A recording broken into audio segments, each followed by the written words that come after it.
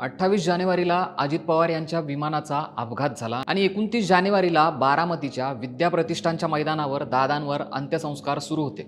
हजारो लोक साश्रू नयनांनी तिथे जमले होते, पण याच गर्दीचा फायदा घेऊन काही चोरांनी माणुसकीला काळीमा फासणारं कृत्य केलं। अंत्यसंस्काराच्या गर्दीत तब्बल 15 नागरिकांच्या गळ्यातल्या सोन्याच्या साखळ्या या चोरट्यांनी लंपास केल्या।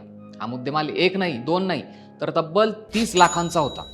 गर्दीत घुसून चोरांच्या टोळीनं लोकांच्या सोन्याच्या साखळ्यांसोबतच रोख रक्कम देखील लंपास केली।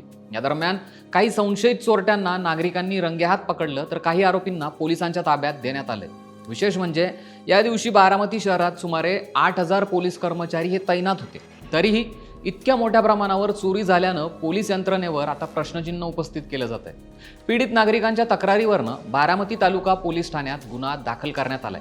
पोलिसांनी मोहम्मद युनुस, राजकुमार आठवले, एजाज मिरावले, मोहम्मद सिराज, बाळू बोत्रे यांच्यासह अन्य 2 आरोपींविरोधात गुन्हा नोंदवलाय।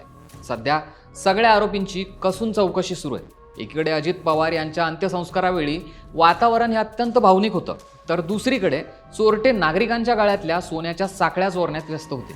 या घटनेमुळे बारामती शहरात तीव्र नाराजी व्यक्त केली जाते। चोरट्यांनी केलेल्या कृत्यामुळे नागरिक सध्या चांगलेच संतापलेत। सध्या अजित पवार यांच्या विमान अपघाताची एकीकडे चौकशी सुरू आहे। ब्लॅक बॉक्स ताब्यात घेण्यात आला असून तो दिल्लीला पाठवण्यात आलाय। यातून अपघाताचं खरं कारण काय ते समोर येईल। तर दुसरीकडे बारामतीमध्ये चोरट्यांची चौकशी सुरू आहे। आणखीन किती मुद्देमाल चोरलाय याची देखील चौकशी करण्यात येणार आहे। तुम्हाला काय वाटतं? अजित पवार यांचा अपघात कशामुळे झाला असावा हे आम्हाला कमेंट करून नक्की सांगा आणि सरकारनं आम्हाला सबस्क्राईब करायला विसरू नका।